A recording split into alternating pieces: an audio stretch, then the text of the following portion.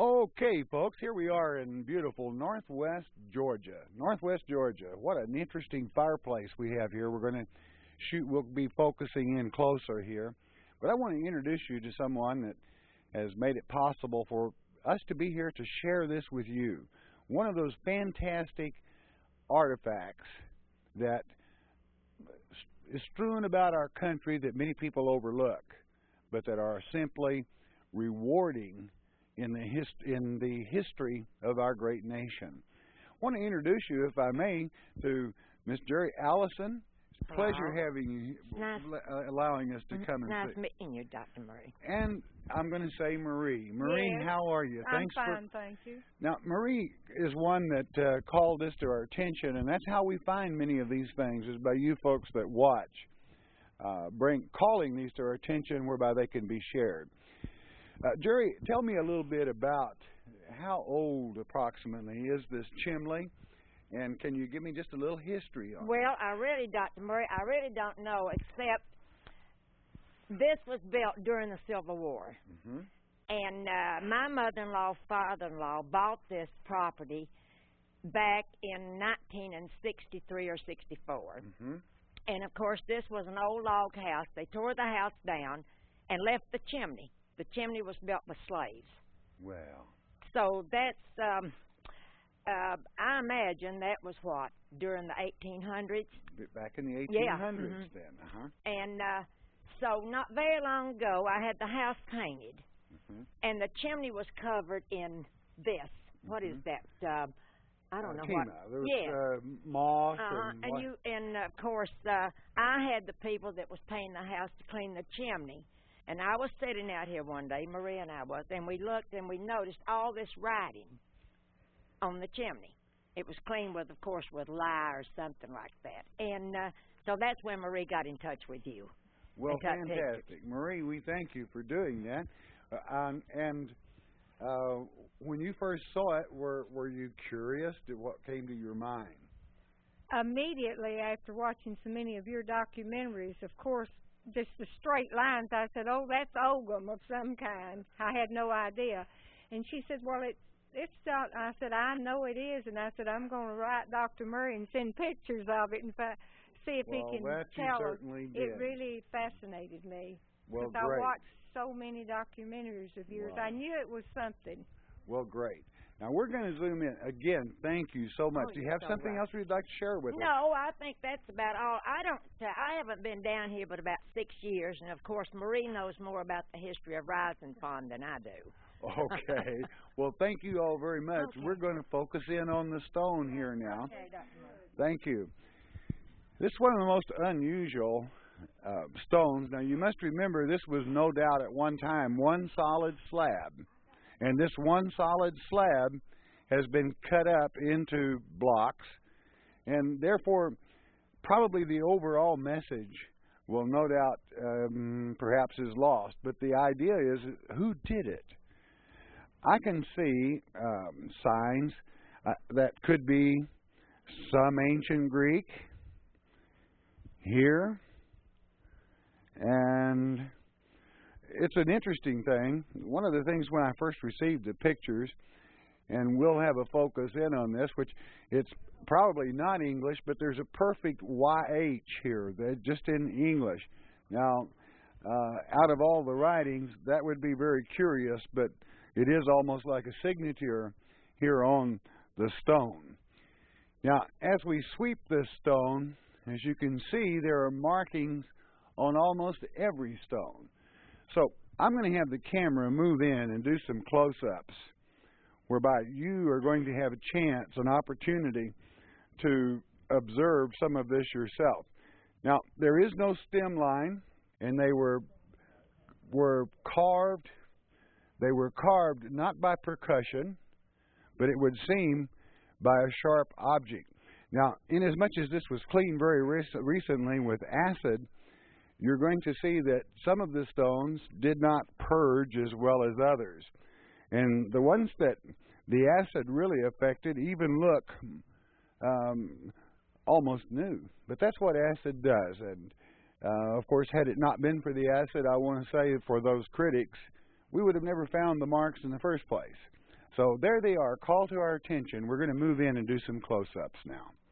While the markings on these stones are interesting and unusual, there is not sufficient evidence for Shepherd's Chapel Network Broadcasting to interpret the markings. We would welcome comments and input from stonemasons or others with experience in construction with stone if they have any knowledge concerning what these markings might indicate. SCN leaves any interpretation of these markings to the viewer.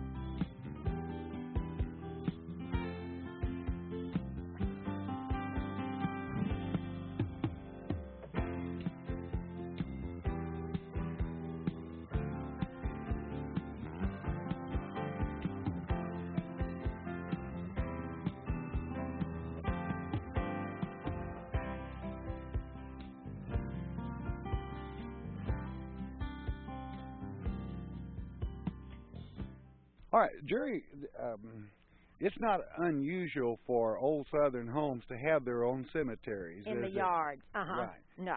And that's what we have here. Could Yes. you tell us a little about it? Well, I think there's 3 or 4 slaves buried here, and then we have a little girl over here with her name on this tombstone that says Barbara Ann Cordell. And, of course, they said that she died from some kind of fever years ago. Well. But there's several little tombstones in here, and, of course, I don't know who's buried here, except they had told me several slaves were buried here, and this little girl. Well, I noticed some markings on one stone over here that is a headstone, and it is rather ancient right here. But evidently there was a great deal of chiseled writings, not chiseled, but rubbed markings on this hill, or where these stones came from. Now we're going to step outside, and I want to show you some stones that Jerry has gathered up that very definitely have further markings on them. Jerry, you have the place looking real nice. Thanks. And it's... This hedge was all grown up over the cemetery, and I had it cleaned off. Well, I think There's that's... an old wire fence around here, and you couldn't even get in here. Well, that's great. It looks real nice now, and you've done a good job with it. Okay, we're going to walk over, and Jerry has gathered these. Now, you'll note that I'm going to turn this stone just a little bit. I'll tell you, you want to say Ogum when you first see it. But actually, and it's not as well on this as it is lower, we see on this bottom stone here the same markings that you have on the chimney. So no doubt, some good stonemason has taken a slab and has made these particular stones from it for building. What it would have been like to have seen that entire slab before it was cut into stones. But we'll keep working with it, and who knows? As we always teach, stones speak. There's a message there, and we'll work till we find it. We certainly want to thank Jerry for being so your hospitality and allowing us to share this with others. We just thank you so much for that. Thank you for coming. Yes. All right, we continue here in Georgia, northwest Georgia, and we are at a mound site. We're about 70 miles from Etowah. You'll remember the documentary we did there with the huge mounds. And what a beautiful area we're in at this time. It's no wonder that we find so many points and things of that nature in this area, because no doubt the hunting and everything was so very well.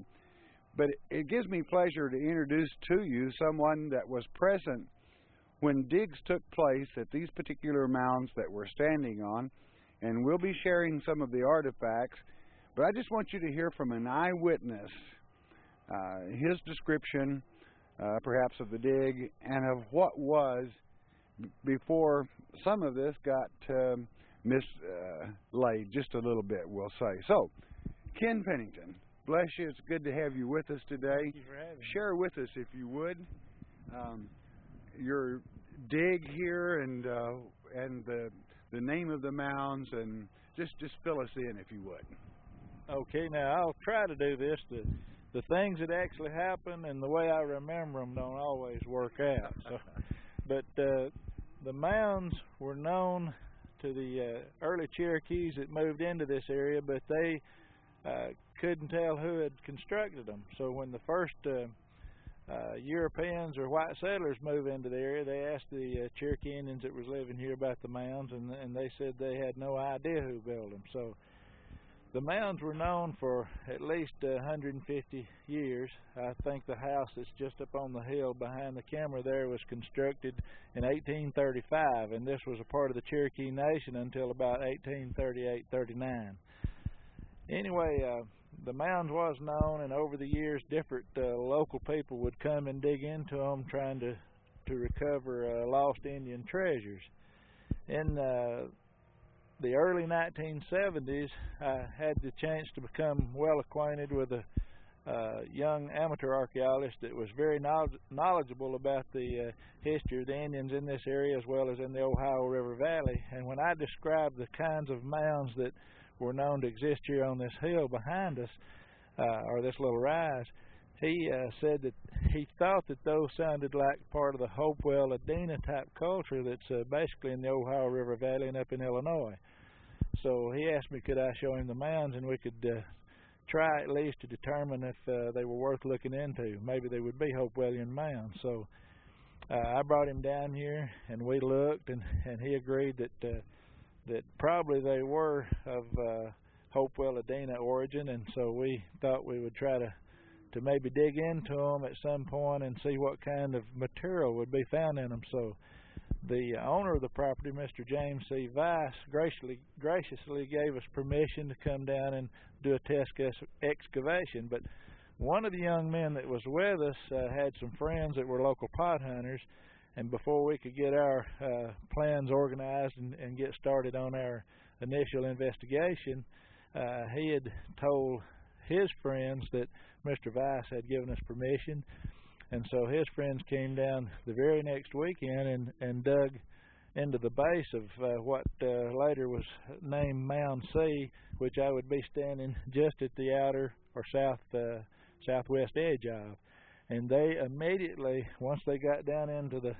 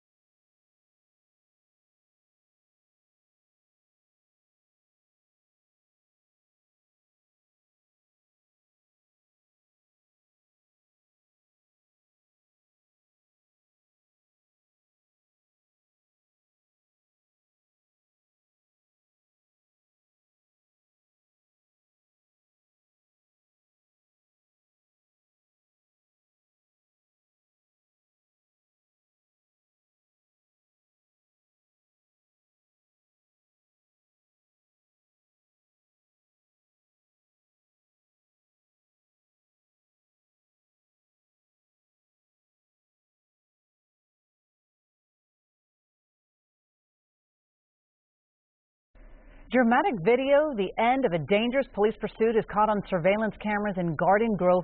But even after crashing, the suspected car thief kept on running. Orange County reporter Greg Lee shows us the wild images. Watch the left side of your screen closely. This surveillance video shows a Toyota Camry flying into the frame before landing on its roof. Unbelievable. It was unbelievable to see a vehicle flip over like that in front of our plants. Javier Castro is the CEO of the Baz Houston Company. The car crashed and landed on the sidewalk right in front of the business. These surveillance cameras caught what many thought was the end of a stolen car pursuit in Garden Grove. The driver of the stolen vehicle must have realized that the sergeant was going to pull him over, and as soon as he made a U-turn, the suspect fled. But moments after the crash, the video shows the suspect climbing out of the car and taking off. Different cameras catch him running through the parking lot of Baz Houston. It was scary to think that he could be in our facility and endangering our employees. So definitely it was scary for a while. The video then shows the man jumping a fence and a wall into an RV park. A short time later, officers surrounded the area and a canine sniffed him out. Officers arrested 30-year-old William Kuykendall. Then paramedics took him away on a stretcher. It is always great to see these things go peacefully, where no one's hurt and citizens are safe, officers are safe, and the suspect in custody. Once he's cleared by a doctor, the suspect will be booked into jail for at least the charge of vehicle theft. Reporting in Westminster, Greg Lee, ABC7, Eyewitness News. Here's another look from the end of that pursuit from Eyewitness Courtney Chelsea. She saw all the police activity and posted a picture on Twitter with the hashtag ABC7 Eyewitness. If you see breaking news happening, and only if you're safely out of harm's way, do like Courtney did, take a photo or video and join the circle of eyewitnesses. It's being called one of the largest charity fraud cases ever involving all 50 states. Federal officials allege James T. Reynolds Sr., his ex-wife and son, raised $187 million through several family-run charities, but federal officials allege they used the money for cars, luxury cruise vacations, and to hire relatives. Some of the charities are the Cancer Fund of America in Knoxville, Tennessee, and the Breast Cancer Society in Mesa, Arizona. The Federal Trade Commission says little of the money went to patients.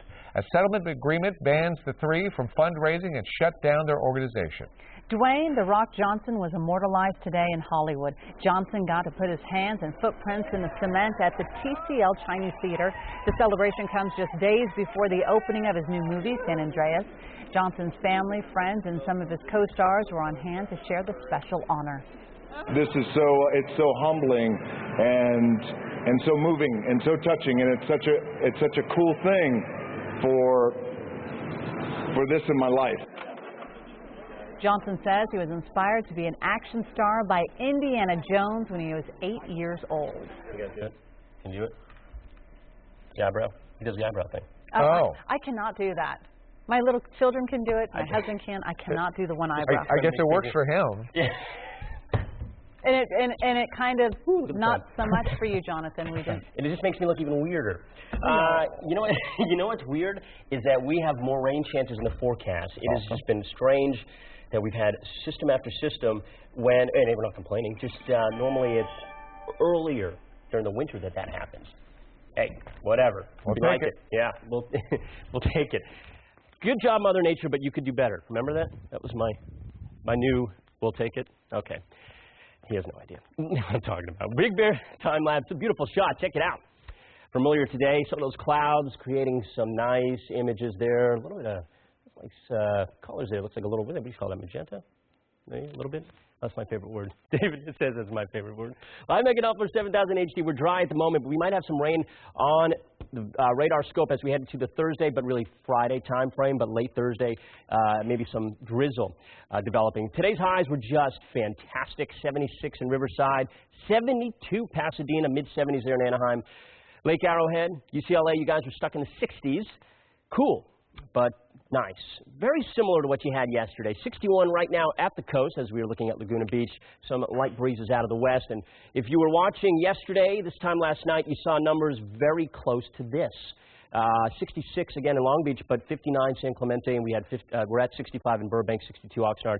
Very similar in terms of the temperature pattern today, and it will be again tomorrow. In fact, maybe a little cooler tomorrow. As we look at the satellite and radar imagery here, this is one system lifting out. Look to the west, we see another system digging in that will affect us, especially Friday, with rain chances. Ahead of those rain chances, we're going to be seeing the temperatures drop a little. The cloud cover will increase a little, maybe some drizzle Thursday, with the clouds really thickening up. This is Wednesday here at 4 p.m. I show you. I'll bring you through the Thursday time frame. And you can see a little energy moves through on Thursday, but this bulk of the system will come through on Friday. It looks like now those rain chances will stay to the south for the most part, which is actually what we've been forecasting. 20% chance of some of those showers here In Southern California, better chances of even those 20% chances in LA County and south. So Ventura, Santa Barbara County, maybe not so much. Highs tomorrow, looking to be right around 70 in Anaheim. Let's say status quo here for another day, and then temperatures drop Thursday, Friday. Clouds around, chance of rain. The weekend's looking good. And next week, yeah, Monday, how about that? Drop on Monday, mid-70s, beautiful weather. Valley's IE, 60s for Thursday and Friday, cool, cloudy, rain chances. The weekend is fantastic, 77 by Sunday. The beach forecast will keep you cool all the way throughout. A couple of showers on Friday possible. 20% is not a great chance. It's there, though. The mountain forecast has 30%, right? A little bit better. 42 for a high. It's going to be a cold day on Friday. You guys have had an interesting springtime. It's been pretty cold for you in the mountains. And then the high desert's in the 60s for a couple of days. We'll get you back to 80 degrees, though, by Sunday. So the weekend, we have the warm-up back in store. Back to you guys. All right, Jonathan, thank you. You're welcome. Nearly 20 dogs were seized from a home today in Santa Ana, most of them sick. The owner is now facing animal cruelty charges. Orange County Bureau Chief Eileen Frere has details and some very disturbing video. Authorities discover a mix of dogs, including pugs and terriers. 22 dogs altogether found at a house in Santa Ana. All but 3 need medical care. The dogs are in pretty bad shape. They have mange, eye infections, ear infections. Most, at least 5 years old, were kept in the backyard. In the living room, at least 5 puppies were found in a box. The majority of them have scabies, which is highly contagious from dog to dog and also to humans. Animal Services removed 19 sick dogs. They're now receiving treatment at OC Animal Care. If they're being neglected, I would approve of them being taken. I just feel my heart goes out to them. Authorities call the 47-year-old owner, Aurelia Arachiga, an animal hoarder. She claims that she's rescuing these dogs from Mexico and brings them here, and then she buys puppies in Riverside and sells the puppies for profit. None of these dogs has ever had any medical treatment whatsoever. Arachiga told Eyewitness News she cares about her animals. Animal is very important to my life, to my house. Is there anything that you want to say in regard to what happened this morning? Please, give me a chance. I have a big problem to my family. Police called to the home twice this day after her son allegedly became aggressive over the loss of the dogs. I'll tell you something. Maybe you should get the off my lawn. Animal Services investigated Arachiga several years ago for alleged animal hoarding. She was cited back then. This time, authorities say she'll face criminal animal cruelty charges. I don't have a whole lot of sympathy for somebody who knows the law and has been there and done that before. And we're told that the criminal case against her is expected to be filed within the next few days. As for the animals being cared for here at OC Animal Care, authorities say it could be quite a while, possibly months, before they're healthy again. And the ultimate goal, of course, is to find them good homes. In Orange, Eileen Frere, ABC7 Eyewitness News. Up next, do you know what a beer bike is? The state Senate wants to make them legal, and we'll take a look. Plus, new hope for some critically ill patients. How a popular movie helped get them access to possible life-saving drugs.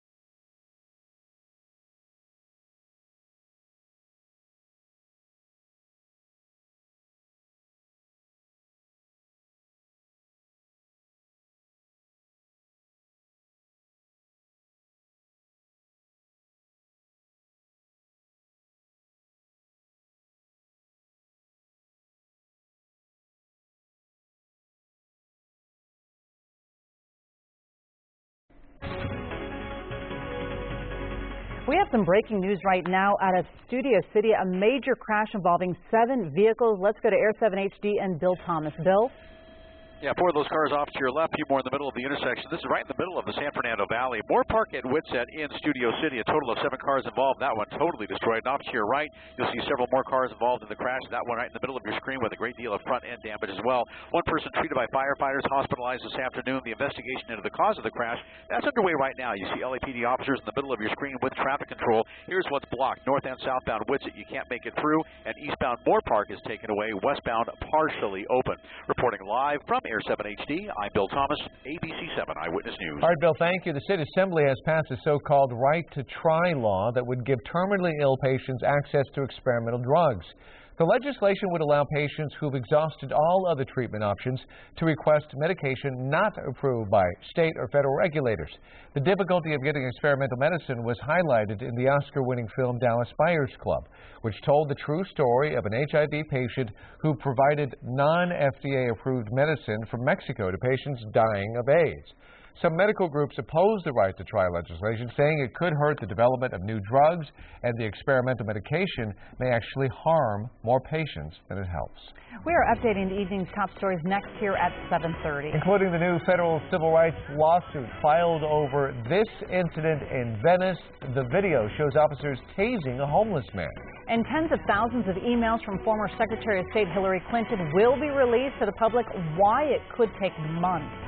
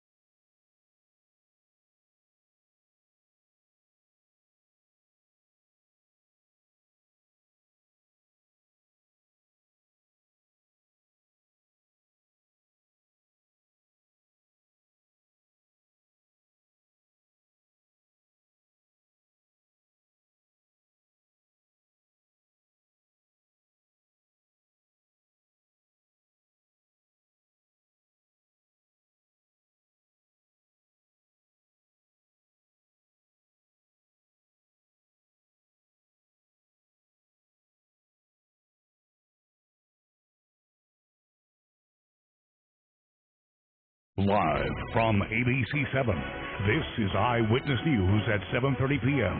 on KDOC TV. Top story at 7:30, breaking news, a massive oil spill near Refugio State Beach. I'm David Ono. And I'm Colleen Sullivan. This was Eyewitness News on KDOC TV, LA's only live local newscast at 7 p.m. An estimated 21,000 gallons of oil spilled into the ocean from a broken pipeline. It stretched 4 miles long along the Central California coast. The State Beach was shut down and campers were evacuated. The pipeline has also been shut off.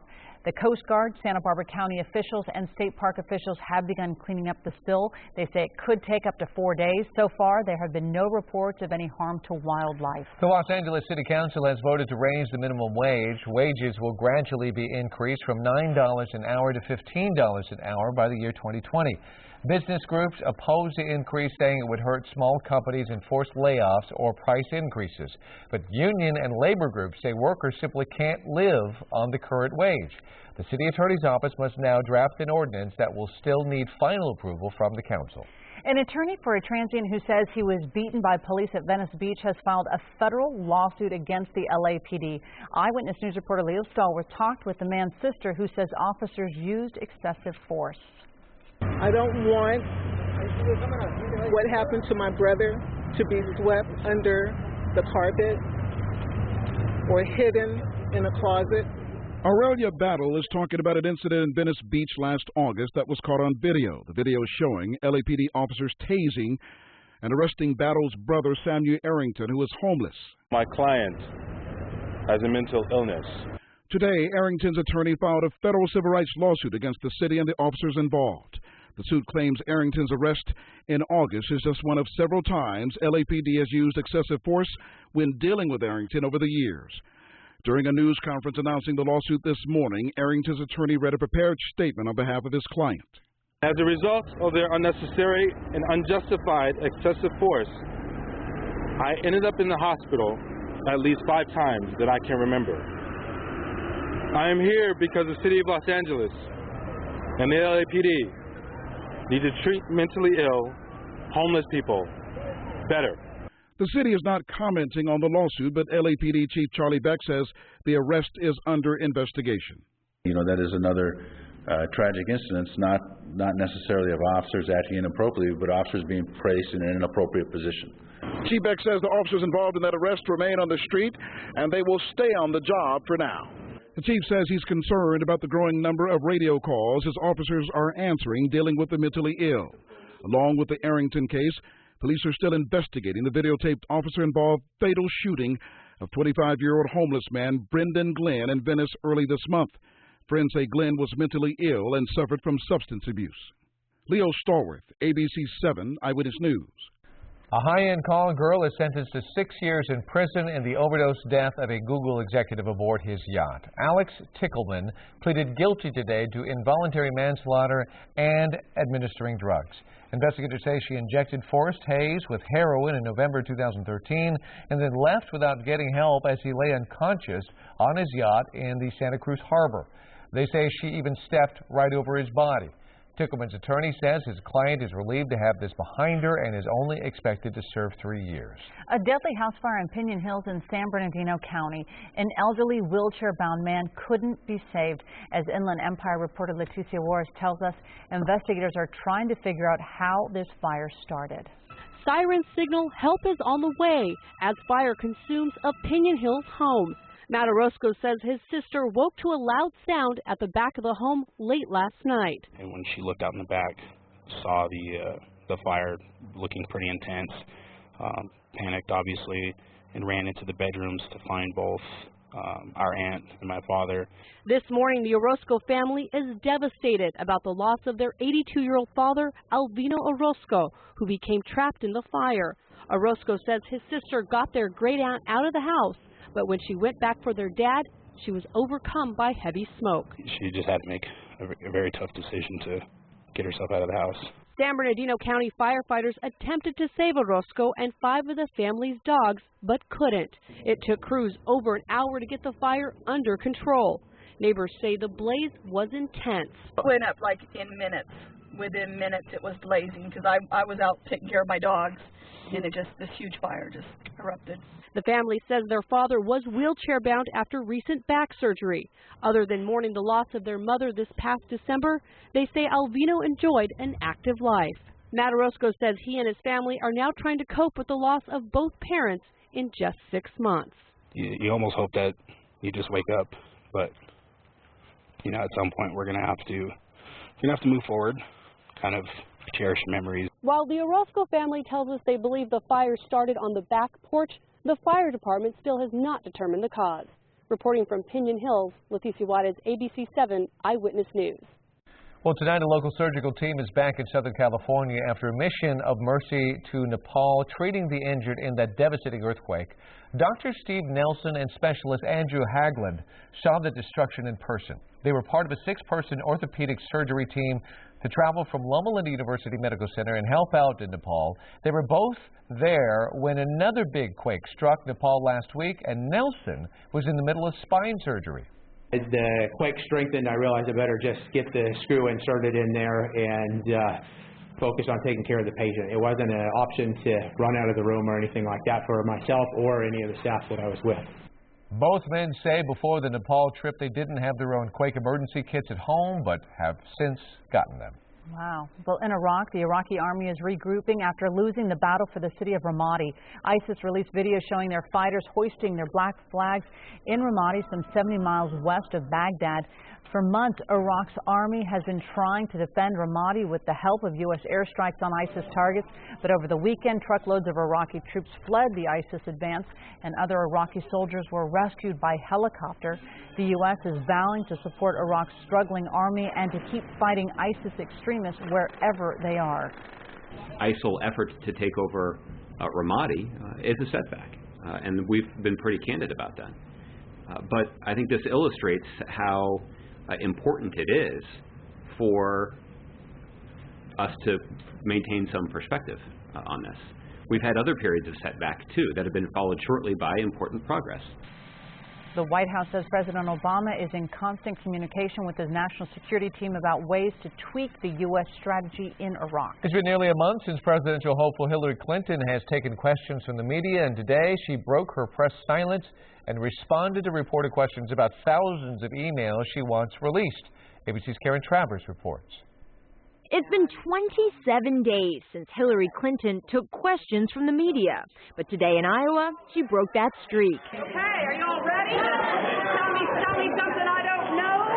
Her Q&A with the press came on the same day a federal judge ordered the State Department to enact a rolling release of the 55,000 pages of emails the former secretary turned over to the State Department. Earlier this week, State said it needed until January to get them all out in one fell swoop. But today, we take our legal obligations seriously. We'll comply with the order. Clinton said she wanted the State Department to act sooner rather than later. I want those emails out.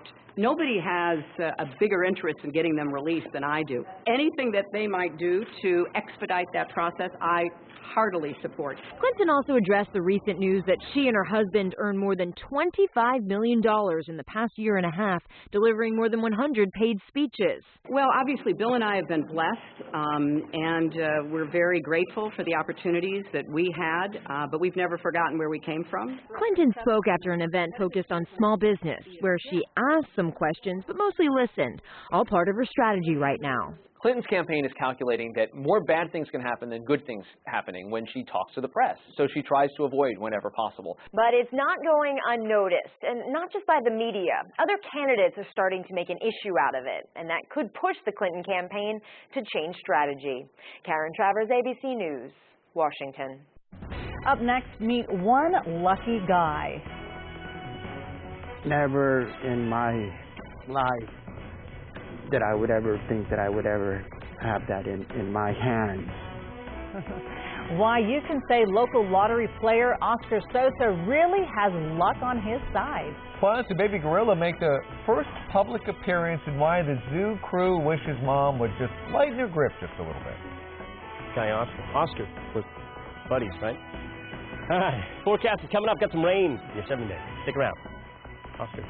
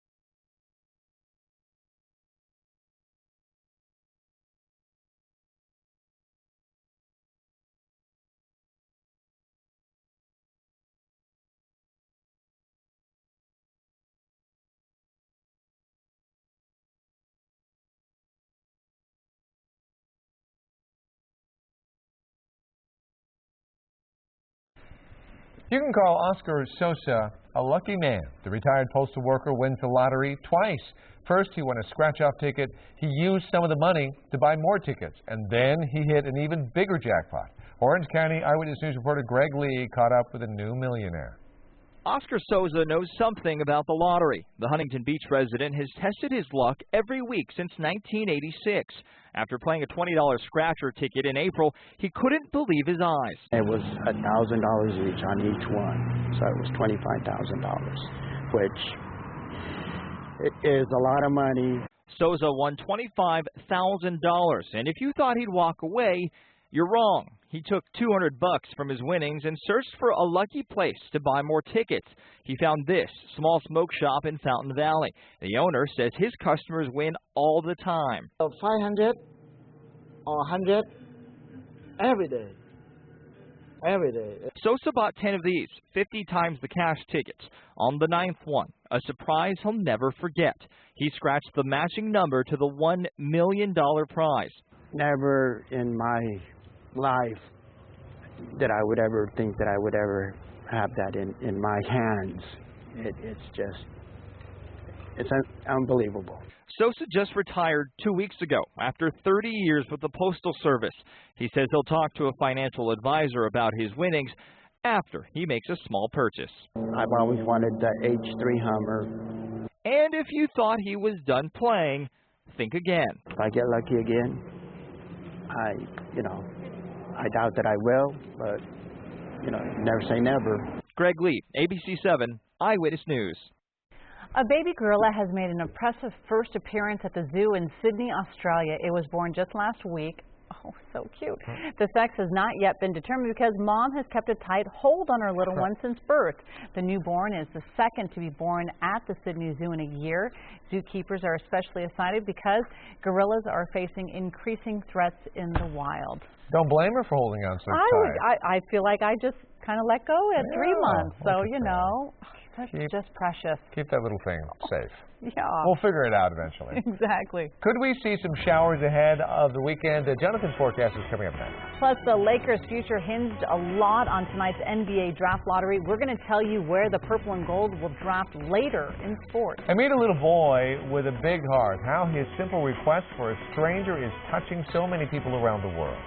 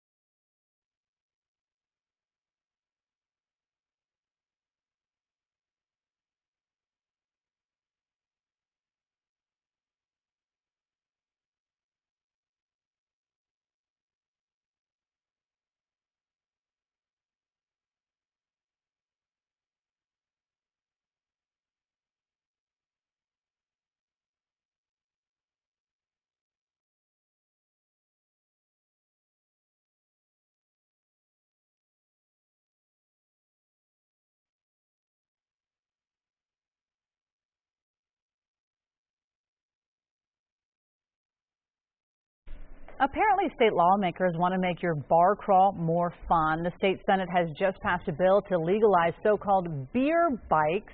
The bikes generally allow up to 15 people to pedal together at slow speeds. They're already taking people to bars in San Diego and Sacramento, but this new bill would allow them to actually serve alcohol, like this one in Germany does, if their city says it's okay. Jonathan Novak has 14 invitations going out there. I'm a consultant for that project, actually. I could see like a morning show promo on that thing. Oh, yeah? Yeah, everybody pedaling around with their coffee. Oh, yeah, I because see. the coffee Yeah. would be good. Yeah. They can have a trying separate to get through the morning commute. Yeah. A separate one for the coffee. You have the one for the, and then Yeah. for the morning one you have the coffee. Yes, yes. You're the consultant. Yes. Okay. All right. Let's see Rain. what's happening. Thank you. Let's see what's happening outside right now. I'm making it up for 7,000 HD. No green on the screen. Nada for the echoes, as we say, for the rain right now. But that could change later in the forecast because we got rain chances back in there. Hey, it's been busy lately. We like that. 73 was our high in downtown, near the normal of 75, and we were smack dab at the normal 57 this morning, very seasonable. 65 right now in downtown, and a few clouds today. It was certainly not completely sunny, and we had some breaks in there. But tomorrow and the next day, so going through Thursday, clouds will definitely be out. 65 in Burbank and Van Nuys and Palmdale. Let's see if we can find another one there. Riverside, 64 Temecula, Santa Ana. Not a huge spread in the temperatures, a lot like yesterday. You might have changed up or down in the temperatures by about a degree or two at the most. So tomorrow will be another cool one as we are between systems. Here's the one that we are west of as it's pulling to the east of us, bringing showers and storms to the plains. To the west of us is a storm developing, a system developing, and it's going to be moving and bringing most of the energy south of our area as we go in through Friday. And it looks like the rain chances will be best in the mountains, I think, and especially as you head into the southern counties as you go into the San Bernardino and Riverside County mountains for Friday. Here's the future scan. It shows you that tomorrow, again, we're sort of in between things here. You see some energy off to the west on the left of your screen right here. Not much doing here over our area for tomorrow. And even on Thursday. Thursday, we start seeing late in the game some chances of rain, but they're really low. Better chances on Friday in the early morning time through the day in the southern counties. This is all that energy with that system and south of our area. So nothing like the last system or the last few we've had, but it's something. And what is it again? We'll take it. Thank you. Colleen wasn't here. They don't get it. All right. Highs tomorrow around 70 degrees or so. 70 forecast for LA Metro and Orange County. Powered up by AccuWeather. I remember this. Say it all the time now. Upper 60s Thursday and Friday. Chance of rain 20%. The weekend, though, drying up just in time. We've had great weekends as of late in terms of the rain chances. They've been stopping right before the weekends have hit. 77 in the valleys by Sunday. Before that, it's going to be cool, cloudy, and a chance of rain on Friday. Beach forecast calls for the same thing. Chance of rain on Friday, but temperatures are going to be in the lower to mid-60s all throughout the forecast until next week. Mountains, cold, and a 30% chance of rain. I told you the better chances of rain are going to be in the mountains on Friday. And the high desert, you might get a sprinkle there on the Friday time frame. Otherwise dry and a nice weekend ahead. Back to you guys. We'll take it. Jonathan, thank you. We'll take it. That's it. Yeah. Lakers' future has a lot riding on this year's draft lottery. L.A. just a 12% chance of winning the lottery and a 17% chance of not getting a top 5 pick. And if that happens, the Lakers' pick goes to Philadelphia as part of the Steve Nash trade. Take a look. Pick number 6 belongs to the Sacramento Kings. With the Kings getting the 6th pick, the Lakers got to keep their pick. Orlando got the 5th pick. Then the Knicks get the 4th, meaning the Lakers would get the top 3 picks. The 3rd pick in this year's draft goes to the Philadelphia 76ers. The 2nd pick will be made by the Los Angeles Lakers. And that means that the number 1... Minnesota, who had the best chance to win the lottery, gets the top overall pick, but in all, a very successful draft lottery. This will be the highest the Lakers have picked since drafting James Worthy with the number 1 overall pick, and that was way back in 1982. Kobe Bryant just tweeted, "We played like crap all season. It's only right we get the number 2 pick. Ha, hashtag Laker luck, hashtag good day." Pro football, as we reported earlier, New England Patriots owner Robert Kraft says he won't appeal the league's punishment against his team because of Deflategate. Quarterback Tom Brady is still appealing his 4-game suspension. Also at the owners' meetings, the extra point kick has been moved to the 15-yard line, and if it's blocked, it can be returned for a touchdown. Baseball now, the Angels in Toronto to take on the Blue Jays. 4th inning, halos down a run. Cole Calhoun muscles up, sends that Aaron Sanchez offering over the wall to the left. The solo shot ties the game at 1. 8th inning now, game tied at 2. David Freese with a sac fly to bring home Eric Ibar with a go-ahead run. The Angels win it by a score of 3-2. A 5-year-old Alabama boy teaches the adults around him a lesson in compassion. It all started when Josiah Duncan spotted a man at a restaurant who was hungry and homeless. God our Father, God our Father. The faith of a little boy on full display at a Waffle House restaurant in Prattville, Alabama. 5-year-old Josiah Duncan's actions a few weeks ago have now gone viral. There was a man standing inside that was real dirty and had his bag. Josiah's mom, Ava Fox, says her son was so troubled by the man's appearance, he couldn't stop asking questions. And I said, well, because he's homeless. And Josiah said, well, what does that mean? And I said, that means he does not have a house. And apparently not a friend to lean on. He doesn't have no food. Josiah felt the urge to do something. He begged his mom to buy the stranger a good meal, and she did. Somebody came in and sat down, and nobody really waited on him. He just kind of sat there. And Josiah jumped up and asked him if he needed a menu because he couldn't order without one. Instead of ordering a cheap hamburger, the homeless man got the works. He said, well, can I have bacon? I said, you can have as much bacon on your hamburger as you want. Before the man could take the first bite, Josiah insisted on something else. I wanted to say the blessing with him. And Josiah did, publicly with 11 other customers watching. Josiah sang it as loud as his little voice could muster. Thank you for our blessing. Thank you for our blessing. And that man just cried, and everybody else in Waffle House was crying. The man ate his meal and went on his way. He left with a full stomach, while Ava left with a full heart topped off with what she considers a touch of divine wisdom. That you never know who is an angel on earth, and then when the opportunity comes at you, you never should walk away from it. Exactly. Josiah's mother says that day her son taught her the importance of seizing the chance to do something good for others. Great story. Sweet little boy. Yeah. More news straight ahead here at 7:30. And ahead tonight on Eyewitness News at 11 on ABC7, an Army captain rescues a family trapped inside a burning car. The amazing act caught on camera.